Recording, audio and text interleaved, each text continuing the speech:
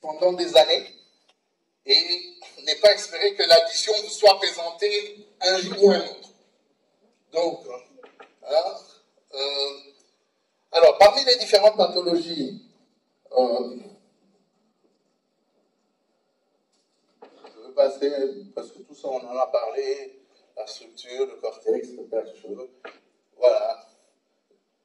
Vous êtes tombés toutes sur ces images-là, Naomi Campbell. Hein? Perte de cheveux,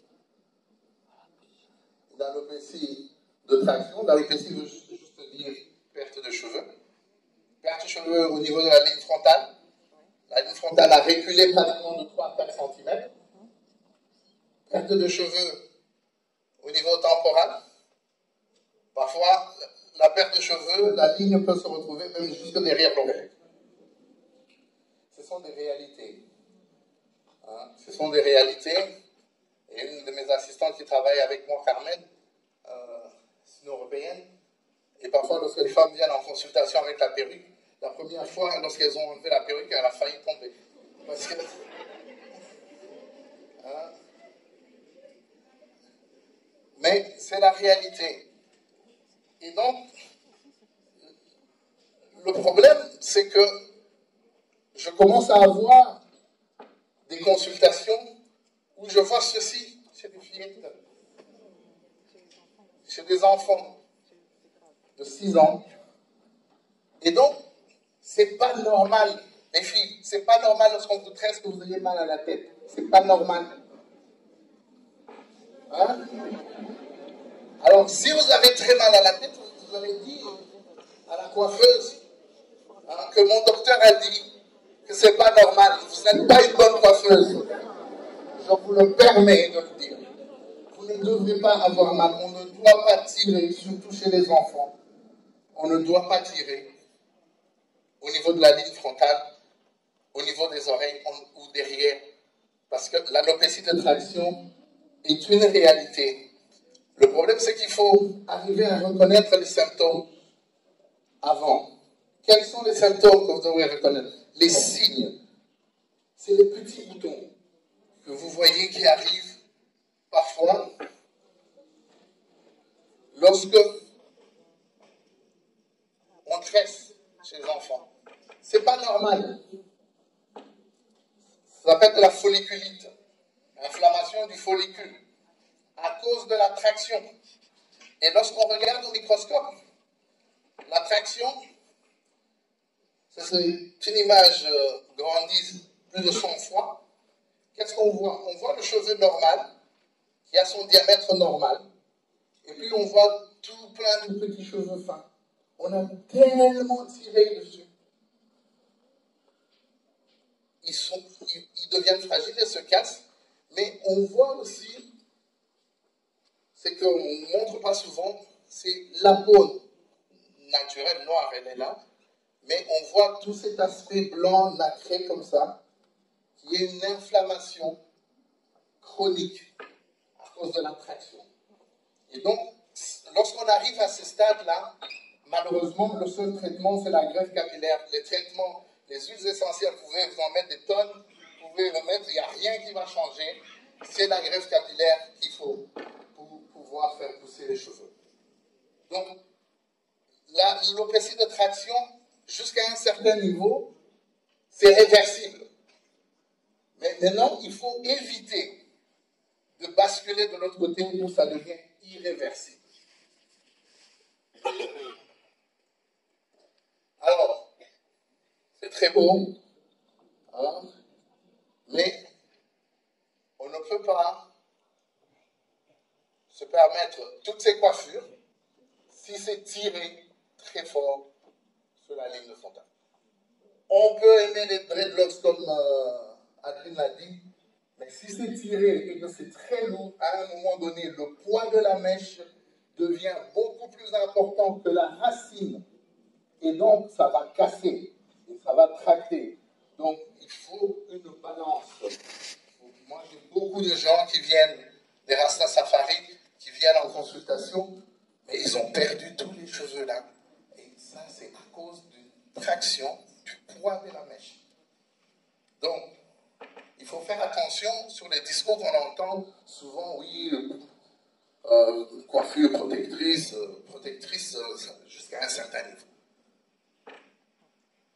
Alors, l'alopécie de traction, c'est le premier exemple. Donc, comme je dis, le traitement, c'est essentiellement arrêter la traction. Si vous avez de l'alopécie de traction, si vous arrêtez, vos cheveux vont repousser.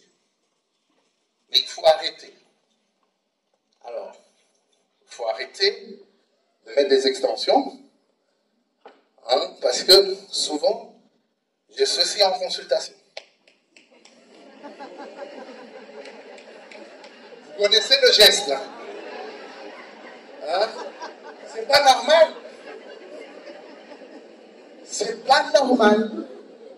Alors, je vais vous expliquer qu'est-ce qui se passe. De la même façon qu'on est allergique aux poils de chien, aux poils de chat, de la même façon, la femme noire peut être allergique aux protéines. Vous avez dit 98% de cheveux sont des protéines. Donc, lorsque vous prenez les mèches les plus chères, brésiliennes, je ne sais pas quoi, oh, et vous vous vendez, moi je mets seulement les brésiliennes. Mais les brésiliennes, elles sont composées de 98% de protéines. Donc, de la même façon qu'on est allergique aux poils de chat, on est allergique aux protéines de cheveux d'autrui. Donc, le premier signe, souvent, de cette allergie, ça gratte. Donc, lorsque ça gratte, le seul traitement, il faut enlever.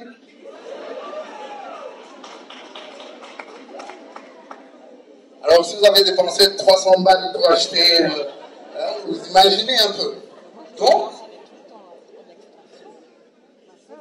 moi, je vais être pratico-pratique. Donc, c'est important de le savoir. Vous ne pouvez pas commencer à vous gratter le cuir chevelu jour et nuit et penser que c'est normal.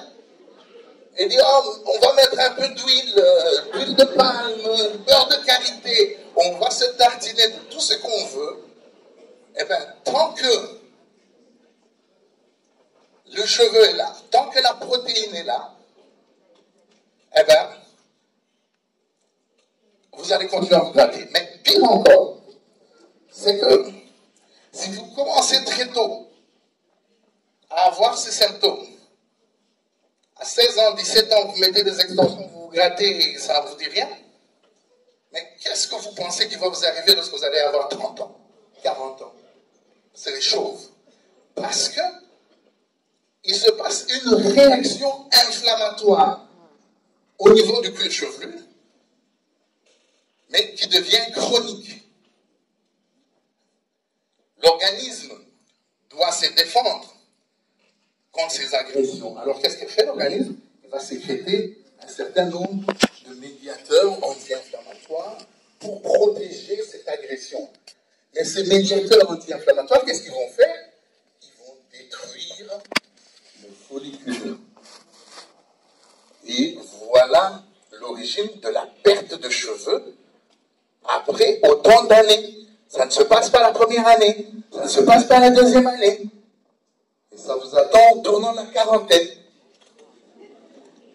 Alors, l'American Academy de Dermatologie, l'Académie de dermatologie américaine, dit que la perte de cheveux dans la population noire, chez les femmes afrodescendantes, atteint des proportions et d'épidémie. 50% de femmes noires à l'âge de 50 ans ont une perte de cheveux. C'est pas moi qui l'invente. Mais alors, lorsque vous allez voir un dermatologue, même ce dermatologue-là, il ne sait pas ce que vous faites à vos cheveux. Hein? Très peu peuvent vous conseiller exactement. On va vous donner une minoxidil, on va vous donner un peu de cortisone, et puis voilà. Mais le problème, c'est cette agression que vous devez arrêter. Donc, souvenez-vous de ça, c'est pas normal. Un cuir chevelu qui gratte, est un cuir chevelu qui est malade. Et donc, lorsqu'il est malade, il faut savoir pourquoi. Vous ne pouvez pas garder des coiffures pendant 3 mois sans laver le cuir chevelu et espérer avoir un cuir chevelu sain. Qu'est-ce qui se passe pendant ce temps? La peau desquame. Alors, vous savez très bien, tout le monde connaît la problématique d'acariens dans le lit. Donc, ces acariens, ce sont ces petits micro-organismes qui se nourrissent des squames de peau. De la même façon, tous ces squames de peau au niveau du cuir chevelu qui n'est pas nettoyé, qui n'est pas lavé, mais ça forme un petit microclimat. Et ce petit microclimat, mais il est propice au développement des champignons. Alors parfois, lorsque les gens viennent en consultation, je leur mets le microscope que j'ai pour leur montrer le cuir chevelu, ils sont choqués. Parce qu'il y a toute une population qui habite là-bas. Population de micro-organismes. Hein? Et donc cette population, qu'est-ce qu'elle va faire? Elle va détruire les cheveux. Cette population, elle est bien, le microclimat, il est très bien, il n'y a pas d'eau qui arrive, il n'y a pas de désinfectant, il n'y a pas de savon, il n'y a rien. Alors il se développe. Je sais qu'on aime la culture bio et tout ça, mais bon, pas souvent que cheveux. Donc, important d'en prendre soin. Alors, j'entends toujours, oui, combien de fois il faut se laver le cuir chevelu? Eh bien, si vous pouvez, tous les jours. Maintenant, vous pouvez mettre de l'eau tous les jours dans vos têtes, je n'ai pas dit, tous les jours, faites des shampoings. Parce que vous buvez de l'eau tous les... Alors, le cuir chevelu doit avoir de l'eau tout. Voilà. Alors, il ne faut pas confondre les crèmes que vous mettez sur la tête. La plupart des produits qu'on trouve en commerce sont des dérivés du pétrole. Pétroleum. Alors, vous savez, lorsqu'il y a des marées noires, le pétrole qui se déverse dans les océans, les animaux meurent, tout le monde a peur parce que le pétrole n'est pas biodégradable. Alors, qu'est-ce qui se passe lorsque vous mettez le produit sur la tête? Qu'est-ce que vous faites? Vous mettez la tartine et puis après, vous entrez sur le casque. Chaleur. Alors, qu'est-ce que la chaleur fait? Ouvre les pores. Ouvre les pores.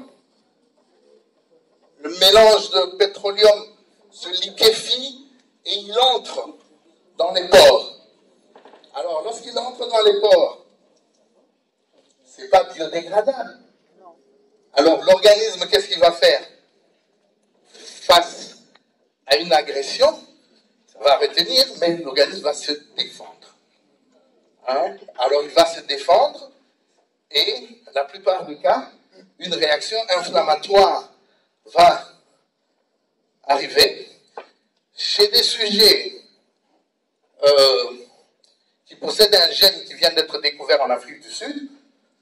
Qu'il faut savoir, c'est qu'il y a des familles où on perd des cheveux. Donc si vous avez une maman, une tante qui a perdu des cheveux, qui a perte de cheveux de la pathologie dont je vais parler, il est très important d'écouter ceci et de ne pas défriser ni de mettre du pétroleum sur le cuir chevelu. Hein? On va parler de cette pathologie. Est-ce que quelqu'un sait c'est quoi? L'alopécie cicatricielle centrale centrifuge. Une catastrophe pour la femme noire. Un fléau.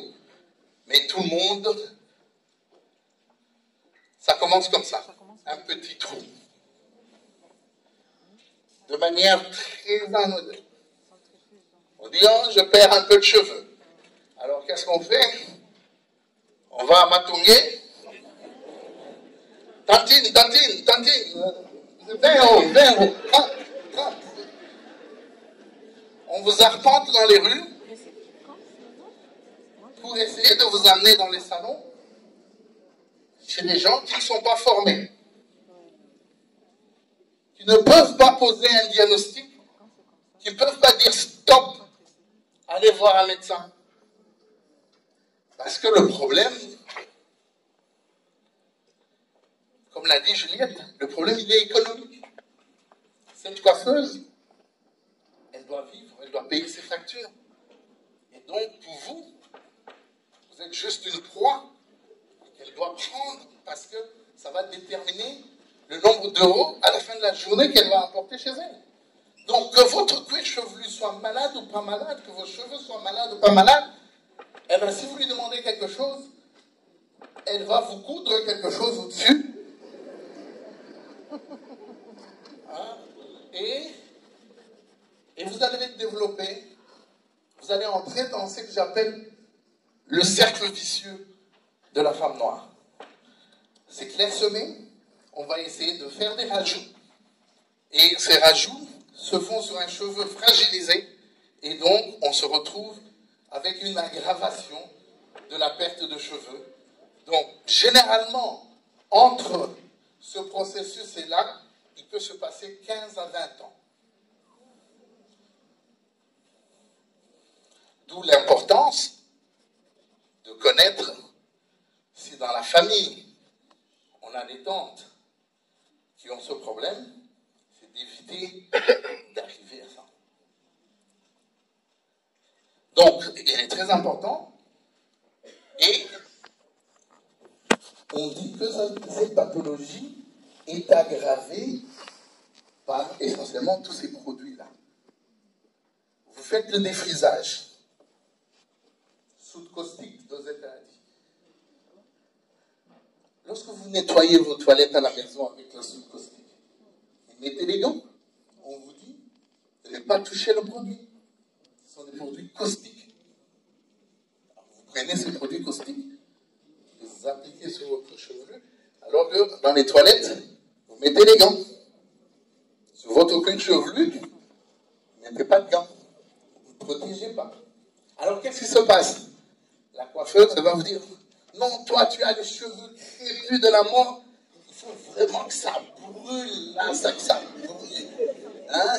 Alors, hein, pour que ça cuise bien. Oui, c'est ça le mot. Oui, il y en a qui ont entendu ça. Et donc, Moi, j'ai entendu ça. vous attendez comme ça, comme vous ne savez pas ce qui se passe, vous attendez. Mais imaginez-vous, c'est une brûlure chimique du premier degré que vous êtes en train de vous infliger vous-même. Alors, qu'est-ce qui se passe après des années? Le corps, il est bien fait, il va s'auto-défendre, mais lorsque le corps se défend au cours d'une agression, il y a de l'inflammation. Et cette inflammation, eh ben, elle va permettre, elle est programmée pour une guérison. Mais si cette inflammation devient pratiquement votre mode de vie, elle devient chronique, alors il y a des remaniements qui se passent au niveau du cuir chevelu, des changements qui entraînent cette pathologie qui est aujourd'hui considérée comme une pathologie auto-immune. Parce qu'à un moment donné, le dérèglement que vous avez occasionné va faire que finalement vous commencez à vous auto-cannibaliser. Donc vous-même, votre corps commence à détruire votre cuir chevelu et entraîner ceci. Donc, c'est une pathologie qui fait des ravages, généralement, dans les textbooks, on dit que c'est une pathologie de la cinquantaine, de la quarantaine. Mais il y a 3 semaines, j'ai eu une fille de 16 ans en consultation et elle a une CCCA. Elle diffuse chaque 2 mois. C'est une réalité. Donc il faut le savoir.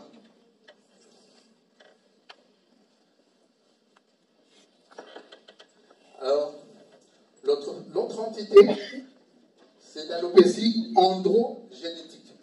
Andro, ça veut dire les hormones. Andro, masculin. Hein? Génétique, donc il y a... La femme peut aussi développer des calvities comme les hommes. C'est rare, mais ça existe. Et donc, généralement, ça se présente sous forme un peu d'éclaircissement partout. C'est pas focalisé comme tantôt dans un coin, mais c'est un peu partout. Généralement, ici, les traitements médicamenteux fonctionnent très bien.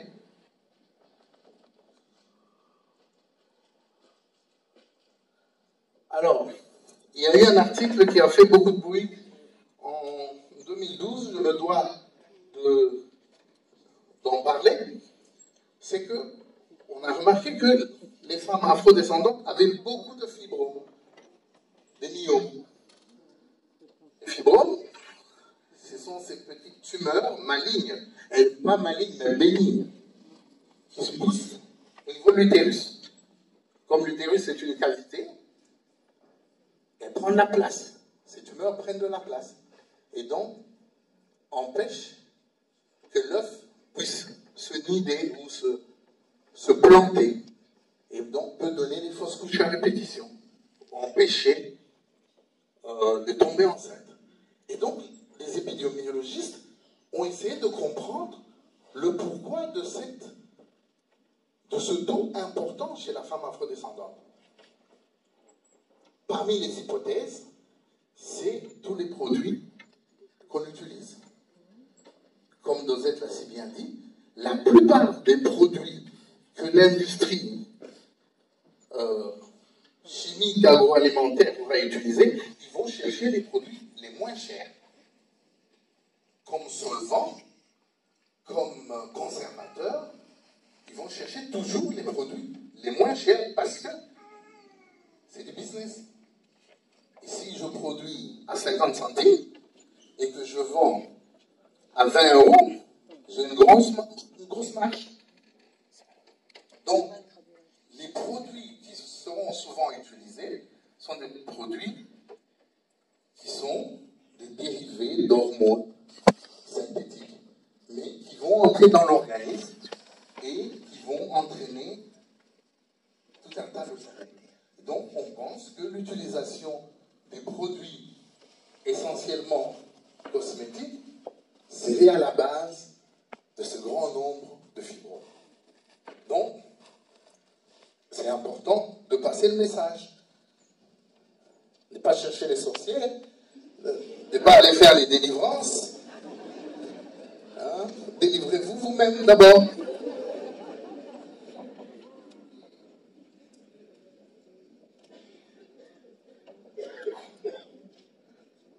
Alors, donc, la perte de cheveux chez la femme noire, elle peut être complexe parce qu'elle peut associer aussi tout un tas de pathologies ensemble. Mais ici, je voulais surtout marquer le point avec des pathologies qui sont les plus fréquentes. Il existe d'autres pathologies, mais j'ai voulu surtout me concentrer sur les grandes pathologies qu'on voit en consultation. Maintenant, il y a le psoriasis, il y a d'autres choses, des têtes tondantes et tout ça. Mais bon, ça, il faut le savoir. Hein? Donc, c'est la raison d'une prise en charge multidisciplinaire. Vous devrez aller chez des coiffeurs qui sont formés, qui savent très bien quand il faut passer la main. Et pas des personnes qui vont aggraver votre malheur. Hein? Le cheveu afro est fait pour vivre au soleil.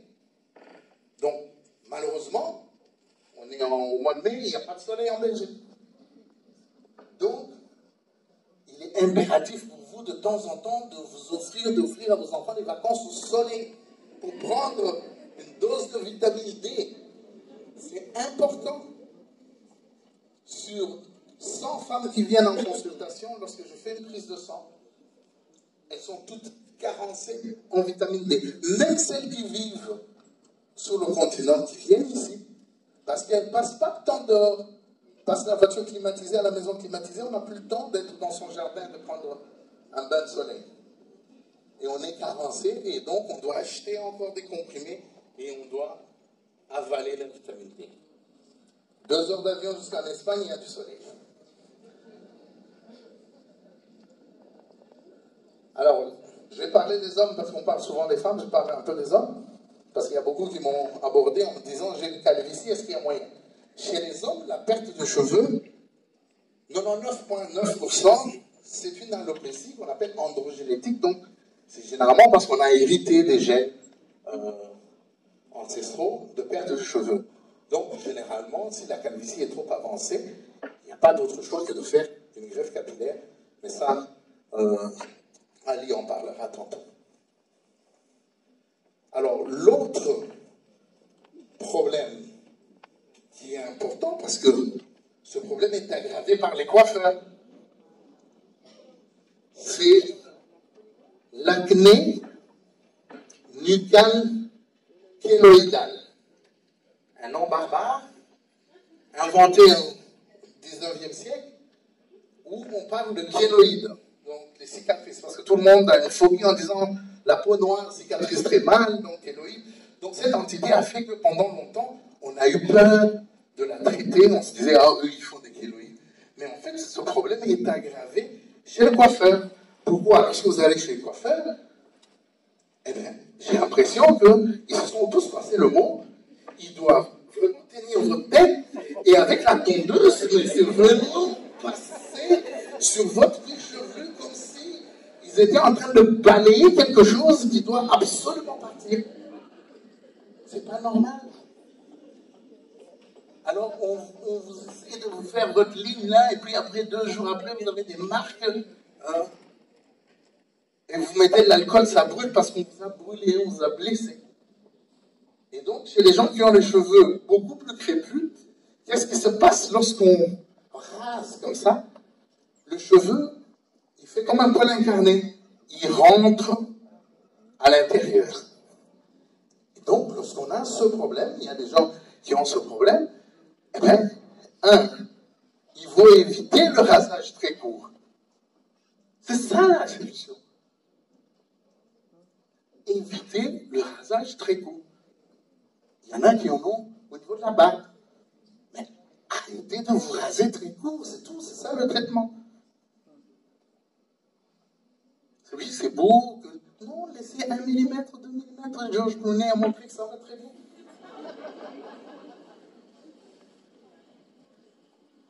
Donc, alors, comme c'est un processus chronique, qu'est-ce que ça fait? Ça crée des cicatrices.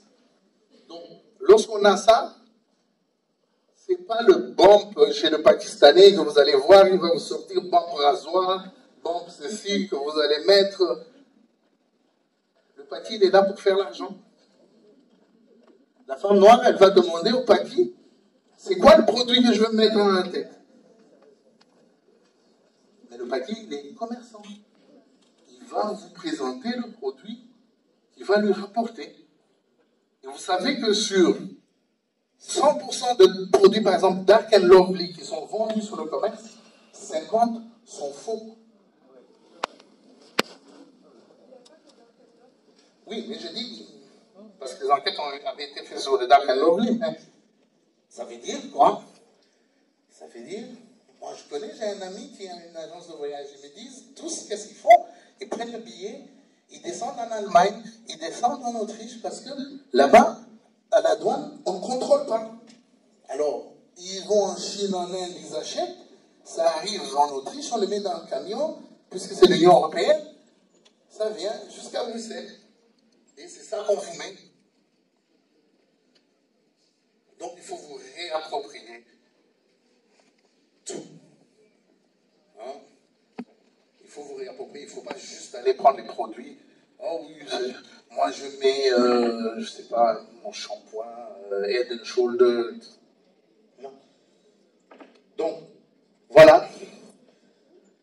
La vie est faite de compromis. Et donc, il faut savoir que parmi les compromis, il faut prendre les pratiques qui sont les plus importantes pour vous. Personne ne va venir à votre place vous dire ne pas utiliser ce produit. Mais nous avons essayé, à notre niveau, de faire cette conférence, d'avoir un peu tout le monde dans la salle pour parler de cette approche multidisciplinaire auquel je crois très fort. Et donc, lorsque Aline est venue me voir, je lui ai dit, mais oui, moi, ça fait longtemps que je pensais faire cet événement, mais je ne voulais pas le faire juste point de vue médical. Je voulais vraiment qu'il y ait des intervenants C'est pour ça qu'on a eu Aline qui m'avait invité à Paris au Boucle de Ben pour animer une conférence, avec elle on a animé quelques conférences, parfois dans les églises à Paris.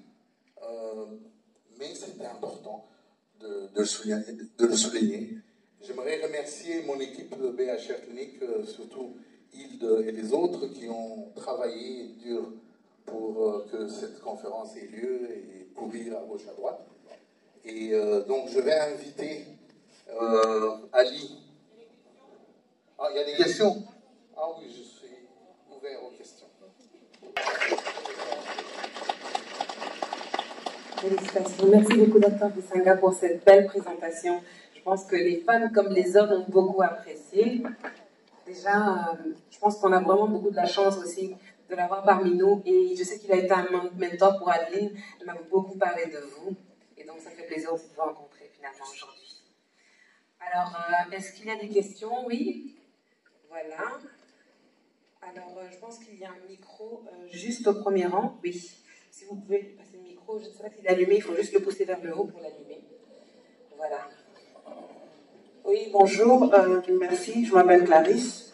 Pour les hommes et peut-être les femmes comme moi qui veulent tout essayer finalement sur le cheveu naturel, quand on a des problèmes de tout ce qui est pellicule, démangeaisons, je suppose que ça fait partie aussi de ce qu'on peut mettre dans la catégorie des pathologies.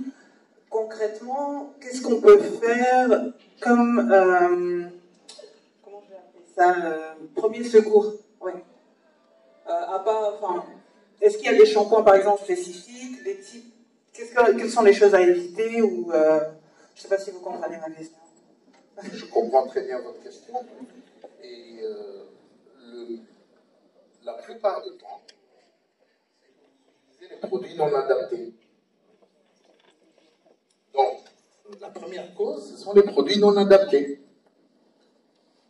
Et ces produits vont soit assécher le cuir chevelu, et qui va faire qu'il va y avoir une desquamation beaucoup plus importante. Parce que parfois, les gens confondent les squames et les pellicules. Donc ça, c'est un autre débat encore. Hein?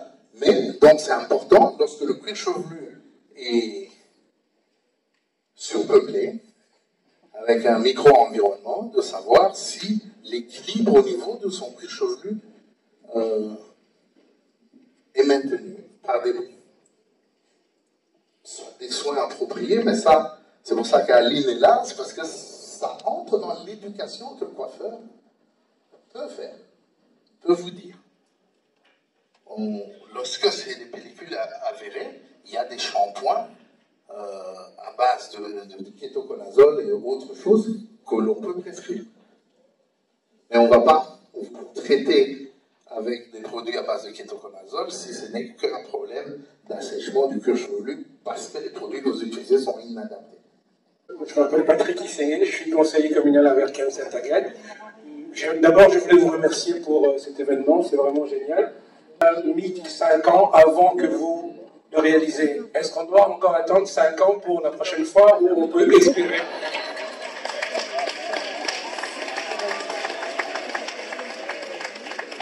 Ou on peut espérer que l'année prochaine, il y aura déjà quelque chose? Ça, c'était ma première question. Et la deuxième question, est-ce qu'on peut espérer aussi d'envisager une information de masse pour la population, genre d'aller à Matongué ou convoquer des gens qui seraient beaucoup plus concernés par rapport au message? Merci. Merci. Merci. La première question, c'est que la problématique de cheveux est très intéressante. Donc, en parlant avec plusieurs orateurs, on pense pouvoir faire une autre édition, mais qui sera peut-être combinée la thématique de la peau et des cheveux et tous les blanchissements et tout ça. Donc, probablement qu'il va y avoir une deuxième édition, mais je ne sais pas si c'est l'année prochaine, ça va être chaque 2 ans. Mais bon, on va voir comment est-ce que les choses vont s'organiser. Et puis, vous êtes les ambassadeurs, vous êtes venus à cette première journée, donc vous allez passer le message. Si la prochaine fois, chacun amène 5 personnes, ben bon, ça les remplit.